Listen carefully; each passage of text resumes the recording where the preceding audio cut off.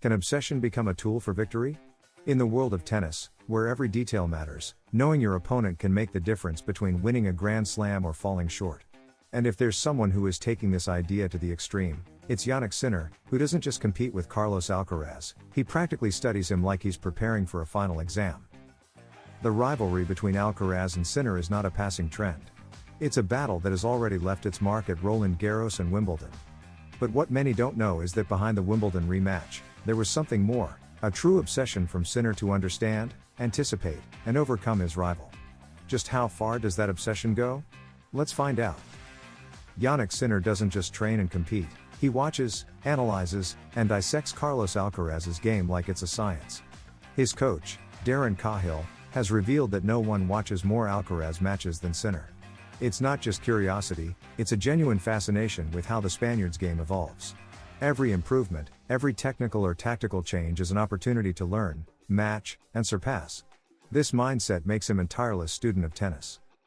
That obsession has a clear origin: Roland Garros 2025. In that tournament, Sinner lost a memorable match, with an incredible comeback from Alcaraz. It was a tough blow for the Italian, who experienced it not only as a sporting defeat but as a personal lesson. Since then, every match he watches of Carlos becomes a rehearsal for revenge. And the opportunity came quickly, at Wimbledon, where the story was rewritten in his favor. Cahill has been a direct witness to that transformation. He himself has said it: Jannik demands that his coaches rise to the challenge, helping him evolve at the pace of his rival. The respect that Sinner feels for Alcaraz translates into high standards and a constant motivation to be better. It's not hatred or envy, it's pure rivalry, fueled by admiration and the desire to improve. It's the essence of sport elevated to its highest expression. Sinner's triumph at Wimbledon was no coincidence. It was the result of weeks, perhaps months, of meticulous study, technical adjustments, and mental preparation. Every backhand, every serve, every net approach was calculated to neutralize what Carlos had done in Paris. It wasn't just about winning a match, it was about redemption, and about making it clear that this rivalry has no fixed owner. Here, either one can beat the other at any moment. And when Sinner watches Alcaraz play, he doesn't just look at what he does, he looks at how he does it. He analyzes his body language, his reactions under pressure, his moments of hesitation. These are details that many overlook, but for Jannik, they're part of an emotional and sporting puzzle. Knowing when to press, when to change pace, when to force an error, all of that is built by watching his rival in action over and over again. This approach has turned Sinner into more than just a talented player, it has made him a strategist. At Wimbledon, every point won was a piece placed with surgical precision. He didn't just defeat Alcaraz, he defeated the ghosts of Paris, the frustration of having been so close. And he did it, thanks to an obsession that, far from weakening him, turned him into a cold, calculated, and utterly focused champion. But behind all this success, there's also uncertainty. Darren Cahill, the man who has guided Sinner to the top of the world rankings, has announced his intention to step away from the team next season. This news has shaken Jannik's camp, as he not only places great trust in his coach but considers him a fundamental piece in his evolution. His potential departure leaves a major question mark: can Sinner maintain this level without him? Sinner, it is known, is doing everything he can to make Cahill reconsider. Because beyond the training sessions and technical advice, what they've built is a relationship based on trust and shared vision. Cahill hasn't just helped him improve his backhand or serve, he's shaped him as a competitor, a game analyst, a worthy rival for someone like Alcaraz. That's why his departure wouldn't be a minor change, it would be a turning point. And it's here where the rivalry with Alcaraz takes on a new dimension. Because while Carlos seems to move forward with a consolidated structure, Sinner might be forced to rebuild part of his coaching team. That could affect not only his performance but also how he prepares for future duels with his great rival. Obsession without guidance can turn into anxiety. And that fine line is what Jannik will need to learn to navigate if Cahill really leaves. The future of this rivalry depends as much on the evolution of their games as on the environments that surround them. What makes this duel so special is that both respect each other, study each other, and push one another to be better. They are, in a way, each other's engine. And although Wimbledon was a small victory for Sinner, the battle is far from over. Roland Garros, Wimbledon, maybe the US Open? The calendar is full of opportunities for another chapter. In the meantime, Sinner will keep doing what he does best: observing. There's no Alcaraz match he doesn't analyze. No improvement he doesn't want to adopt. And that makes him a fearsome rival. Because he doesn't just play against you, he plays with you in your head, anticipates your decisions, and forces you to constantly reinvent yourself. That is the true essence of great rivalries, mutual growth through sporting conflict. So it's not an exaggeration to say we're witnessing a new era in tennis. The era of Sinner and Alcaraz. Two talents with opposing styles but equal hunger for glory. With a Jannik who studies every move like a chess master, and a Carlos who responds with the magic of improvisation. If this story continues as it has, we're looking at one of the most intense and beautiful rivalries modern tennis has ever seen.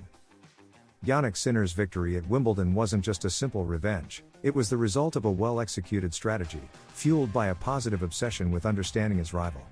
Studying every move of Carlos Alcaraz isn't a sign of weakness, it's a display of competitive intelligence.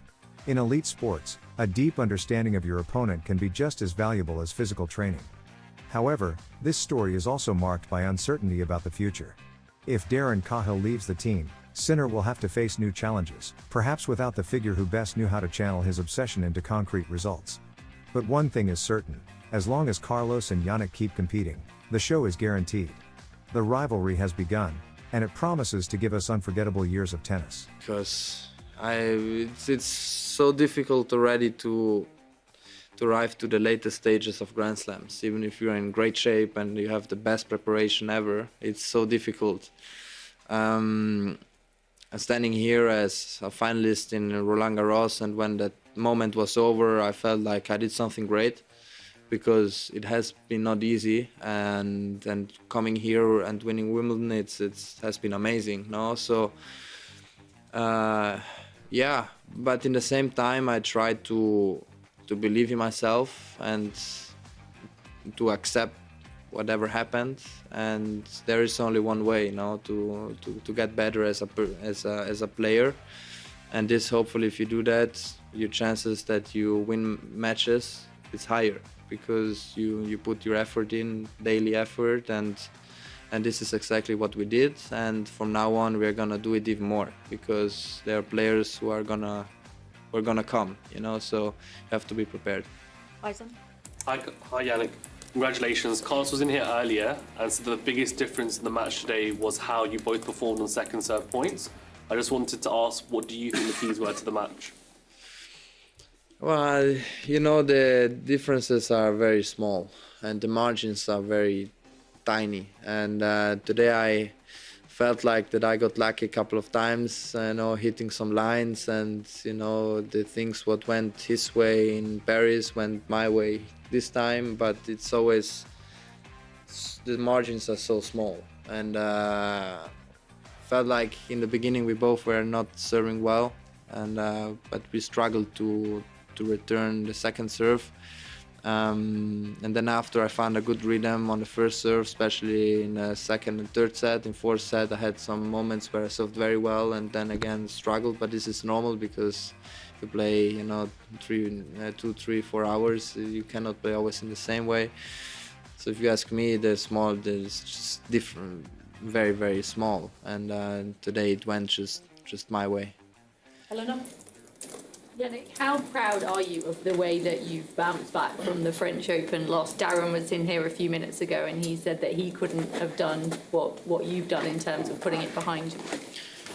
No, this I think it's the part where I'm the proudest of, no, because it really has been not easy, and I always try to be honest with me, and had, you know, the self-talk too, you know, what if, and I always try to accept it in a way, and things can happen, and I believe if you lose a Grand Slam final that way, it's much better like this than someone kills you, you know, with that you make 2 games. So and then after you keep going, keep pushing. I did a lot of intensity in every practice because I felt like that I could play very good, and that's why I also said after Roland Garros that it's not the time to put me down, no, because another Grand Slam is coming up, and I did great here. Yeah, the rivalry, Carlos, You know, it's obviously you want to win every time, but how is there a part of you that's happy to have this contemporary to sort of go on this ride with you, somebody you can go back and forth with and measure yourself against? And related to that, do you feel that he's already made you a better player? Yeah, of course. It's more on the emotional